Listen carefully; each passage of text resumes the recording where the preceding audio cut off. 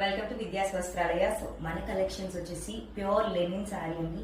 Lenin sari మీద కూడా చాలా యూనిక్ గా ఒక్కసారి చూడండి ఎంత చక్కగా కలంకారీ డాన్సింగ్ డాల్స్ అనేది ఇంత పెద్దగా ఇక్కడ కూడా మనం చూసాము. చాలా బ్యూటిఫుల్ గా వచ్చేసింది. అండ్ పళ్ళు విషయానికి వస్తే పళ్ళు చూడొచ్చు, చాలా బ్యూటిఫుల్ పళ్ళు అండి.